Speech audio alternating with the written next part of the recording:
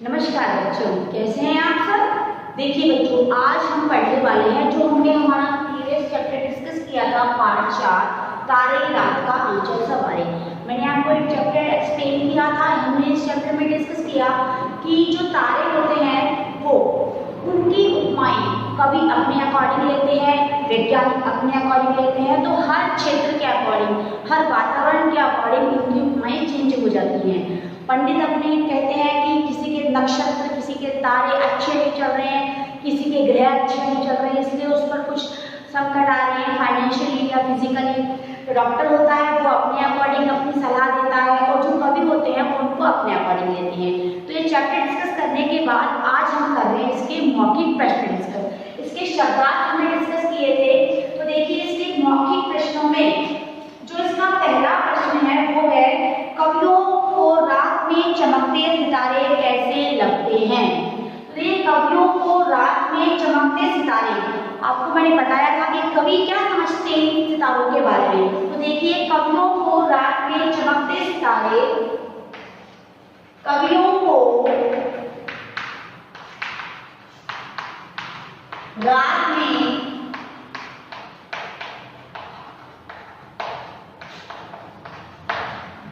चमकते सितारे आकाश के नीले आंचल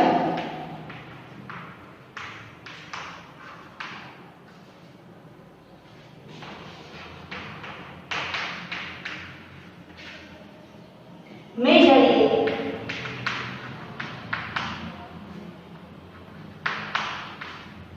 हीरे मोती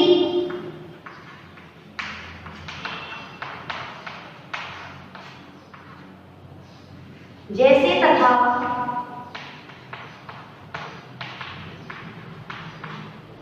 श्वेत फूलों के गजरों जैसे लगते हैं। श्वेत फूल अर्थात श्वेत फूल का अर्थ होता है सफेद फूल। श्वेत फूलों के गजरे जैसे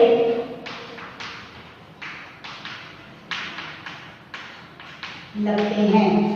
अर्थात बताया था आपको कि चमकते सितारे कैसे लगते हैं आकाश में, कवि को कैसे लगते हैं। सिर्फ कवि क्या बात कर रहे हैं, फिर कवि अपनी कविता को से कैसे एक्सप्लेन करता है। तो आकाश के नीले आंचल में, आकाश का आंचल कैसा है, एकदम नीला। आकाश का रंग कैसा है, नीला। आगे समझते हैं, आंचल मतलब दुपट्टा। दुपट्टा का मतलब जैसे हमारी जैसे साड़ी होती है, साड़ी के नीचे का पल्लू। तो इस पल्लू के ऊपर, आकाश के नीले आंचल के ऊपर, आकाश के नीले पल्लू के ऊपर हीरे और मोती जड़े हुए हैं, क्योंकि वो चमक रहे हैं हीरे मोती के समान। तो हीरे और मोती जड़े हुए हैं और श्वेत फूलों के गजरे, और जहां जहां तारों के गुच्छे हैं, जहां जहां तारों के झुंड बने हुए हैं, वो झुंड कैसे लगते हैं, जैसे सफेद फूलों के गजरे हो। श्वेत फूल अर्थात सफेद फूल, सफेद फूलों के गजरे हो, उनके समान कवि को क्या लगते हैं, चांद सितारे लगते हैं। देखिए नेक्स्ट क्वेश्चन है इसका, तारे छोटे छोटे क्यों दिखाई देते हैं। तारे आपको छोटे छोटे क्यों दिखाई देते हैं। तो देखिए, पृथ्वी से बहुत दूर होने के कारण क्यों दिखाई देते हैं, पृथ्वी से बहुत दूर होने के कारण।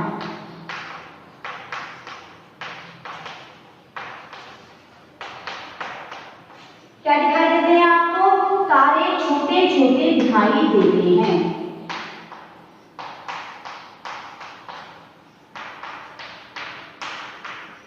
ये तो हमने साइंस में भी पढ़ा है कि छोटे छोटे क्यों दिखाई देते हैं, क्योंकि तारे पृथ्वी से बहुत दूर हैं।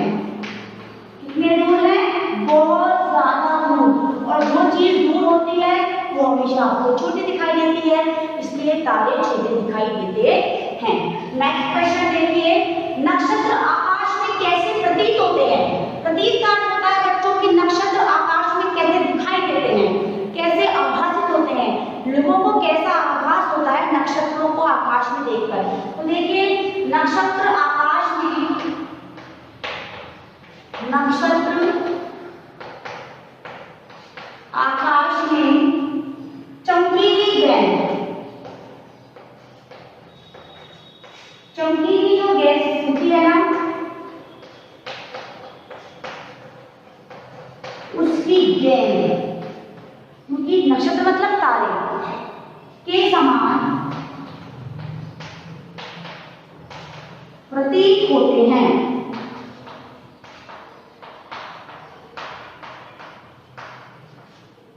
ठीक है, नक्षत्र अर्थात तारे, क्योंकि आपको पता है सैलिडल स्टार संवेग नक्षत्र है। नक्षत्र कैसे प्रतीत होते हैं? चमकीली गैसों की गेंद के समान। अभी चमकीली गैसें कौन सी होती है? आपको पता है कि नक्षत्र होते हैं उसमें कौन कौन सी गैसें होती हैं? तारों में हीलियम और हाइड्रोजन गैस क्या होता है, आपको ये चैप्टर में एक्सप्लेन भी किया था कि जैसे हमारा जो व्हीकल होता है, चाहे वो 4 व्हीलर हो या 2 व्हीलर हो या कोई सा भी हो, वो तभी रन करता है, वो तभी चल पाता है उसके अंदर फ्यूल होता है। जैसे जैसे उसका फ्यूल खत्म होता है, उसकी स्पीड कम हो जाती है, बिल्कुल खत्म होने के बाद वो एकदम रुक जाता है।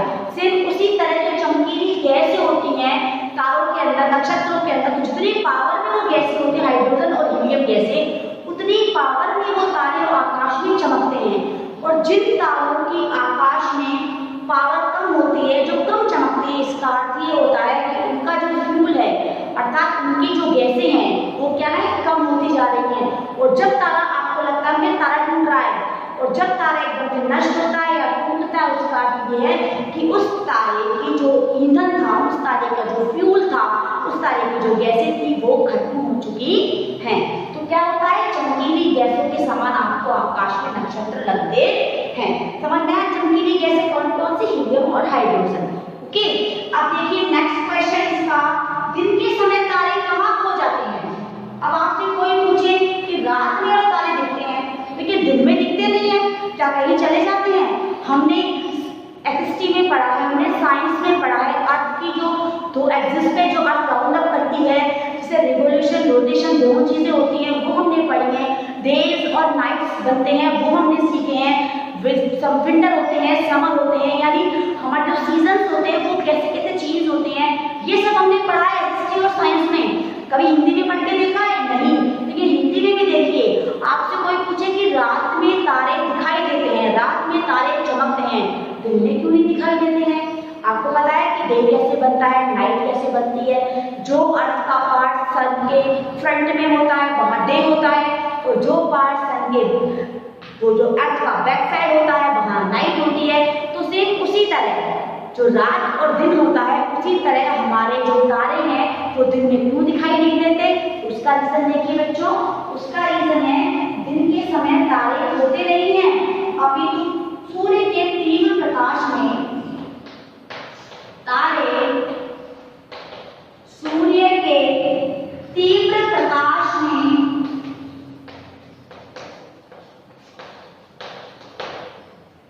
धुंधले पड़ जाते हैं।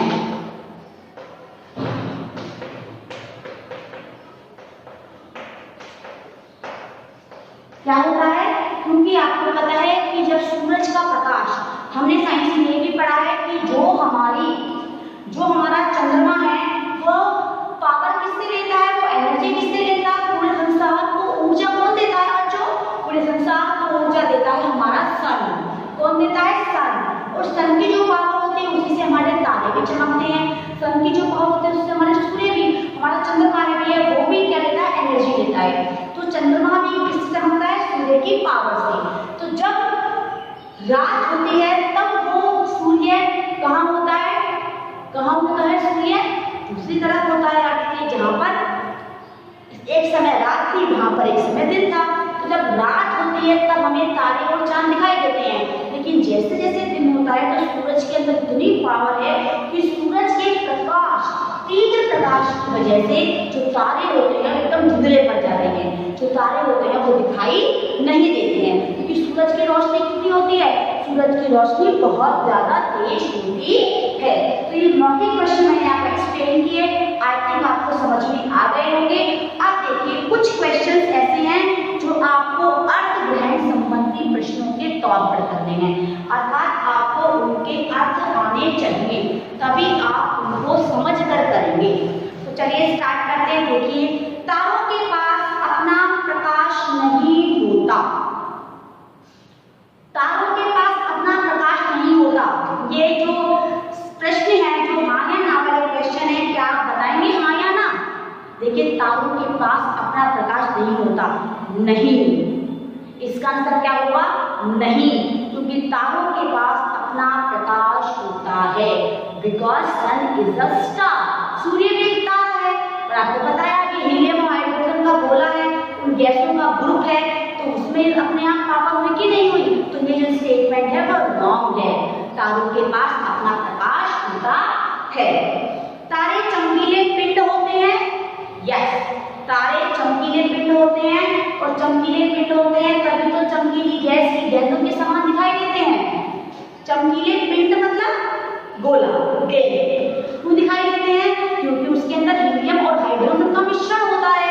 इसलिए जो नक्षत्र हैं, जो तारे हैं, वो आकाश में कैसे दिखाई देते हैं? चमकीले पिंडों के समान। देखिए, हाइड्रोजन गैस से नाभिकीय ऊर्जा उत्पन्न होती है। यस, होती है। हाइड्रोजन गैस से नाभिकीय ऊर्जा उत्पन्न होती है। न्यूट्रॉन, प्रोटॉन, इलेक्ट्रॉन पढ़ाया आपने, आपको आता है साइंस में। तो देखिए, हाइड्रोजन से नाभिकीय ऊर्जा उत्पन्न होती है।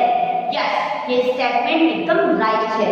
नेक्स्ट देखिए बच्चों, सूर्य पृथ्वी के निकट स्थित सबसे बड़ा नक्षत्र है। सूर्य पृथ्वी के पास सबसे बड़ा तारा है। It is a right statement.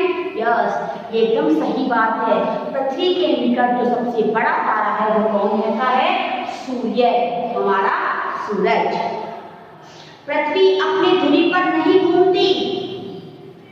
पृथ्वी अपनी एक्सिस पर राउंड नहीं करती। नो, पृथ्वी अपनी एक्सिस पर ही राउंड करती है। आपको पता है ये हमारी अर्थ है और ये एक्सिस है, और ये इसी एक्सिस पर राउंड करती है। जब ये राउंड करती है उससे डे और नाइट बनते हैं, और जब ये पूरा सन का राउंड लगा देती है तब बनते हैं हमारे सीजन्स। ठीक है, चलिए आगे चलते हैं। सभी नक्षत्रों के आकार एक जैसे होते हैं। How can be possible? क्या हमारी हाथ की पांचों उंगलियां बराबर हैं? आप बताइए। नहीं है ना? क्या हमारे परिवार के सदस्य हैं वो सब एक जैसे हैं? बिल्कुल सिमिलर हैं, एकदम टॉल सारे के सारे, एकदम शॉर्ट सारे के सारे मोटे, या सारे के सारे पतले, या सारे के सारे गोरे, या सारे के सारे काले? ऐसा होता है? नहीं होता ना। तो जब एक्चुअल हमारी पोजीशन में आप देख लीजिए, जब हमारे हाथ की पांचों उंगलियां बराबर नहीं है, तो इतने बड़े आकाश में, इतने बड़े ब्रह्मांड में क्या सारे नक्षत्र बराबर होंगे? नहीं होंगे, कभी भी नहीं होंगे। समझ आई मेरी बात? तारे जो आकाश में है वो बराबर नहीं होते हैं। कुछ छोटे होते हैं, कुछ बड़े होते हैं। जो बड़े होते हैं वो ज्यादा चमकते हैं, छोटे होते हैं वो कम चमकते हैं। चलिए, पृथ्वी से दूरी के कारण नक्षत्रों की गति महसूस नहीं होती। पृथ्वी से दूरी होती है इसलिए नक्षत्र गति करते हैं। हर चीज मूव करती है। आपको पता है कि हर लिविंग थिंग मूव करती है। जैसे आपका ट्री है, वो मूव नहीं करता, यहाँ से वहां नहीं जाता, लेकिन अपने आप को रिप्रोड्यूस तो करता है। रिप्रोडक्शन पावर तो है उसके पास, सांस लेता है ना। जो चीजें रिप्रोडक्शन करती हैं वो सभी लिविंग थिंग में आती हैं। तो जो हमारी नक्षत्र हैं वो भी गति करते हैं, लेकिन पृथ्वी इतनी ज्यादा दूर है कि हमें उनकी गति महसूस नहीं होती, क्योंकि बहुत दूर है। तो जो चीजें दूर होती है उनकी हमें मूवमेंट्स दिखाई नहीं देती। It is a right sentence. देखिए, दिन के समय तारे खो जाते हैं। अभी हमने क्वेश्चन डिस्कस किया था, तारे सूर्य के तीव्र प्रकाश में धुंधले पड़ जाते हैं। खोते नहीं है, सिर्फ धुंधले पड़ते हैं। कभी भी तारे खोते नहीं हैं, वो सूरज के प्रकाश की वजह से धुंधले पड़ते हैं। तो बताइए, स्टेटमेंट राइट है? आप बताइए। नहीं, वेरी गुड। चलिए नेक्स्ट, तारे टिमटिमाते हुए दिखाई देते हैं। यस, तो दिखाई देते हैं, बहुत दूर है, बहुत सारी लेयर्स है हमारी आंखों की और तारों के बीच में, तो उसकी वजह से तारे हमें दिखाई देते हैं टिमटिमाते हुए। चलिए नेक्स्ट स्टेटमेंट, चांद भी एक तारा है। बिल्कुल नहीं, चांद एक तारा नहीं है। आपको पता है कि जो हमारा चांद है वो हमारी अर्थ का क्या है? एक उपग्रह है। आपको पता है सैटेलाइट क्या होते हैं? जैसे अर्थ से जो अर्थ के चक्कर लगाएगा, आपको पता है कि सन के जो राउंड अप करते हैं, सन के चक्कर लगाते हैं, वो सब क्या होते हैं? वो सारे होते हैं बेटा ग्रह। क्या होते हैं? ग्रह। लेकिन जो ग्रहों में भी चक्कर लगाते हैं वो होते हैं उपग्रह। और जो हमारी अर्थ है उसका एक उपग्रह है और उसका नाम है चंद्रमा। क्या नाम है उसका? चंद्रमा, जिसे आप चंदा मामा भी कहते हैं। तो ग्रह के चक्कर लगाने वाला क्या होता है? उपग्रह। जैसे यूरेनस है, सैटर्न है, इनके भी चक्कर लगाते हैं बहुत सारे सैटेलाइट्स, तो उनके भी क्या होते हैं? सैटेलाइट्स होते हैं। आपको पता है नेपच्यून, मरकुरी, सबसे सन के सबसे पास कौन सा ग्रह है? सबसे पास है मरकुरी, वीनस, अर्थ, यूरेनस, नेपच्यून। तो ये सारे के सारे सन के चक्कर लगाते हैं, इसीलिए ये सब क्या कहलाते हैं? ग्रह। लेकिन चंद्रमा क्या है? चंद्रमा तारा नहीं है, चंद्रमा पृथ्वी का एक उपग्रह है। क्लियर? तो आज की क्लास में जो हमने इसके मौखिक प्रश्न डिस्कस किए, अर्थ ग्रहण संबंधी प्रश्न डिस्कस किए, आई थिंक आपको अच्छे समझ में आ गए होंगे।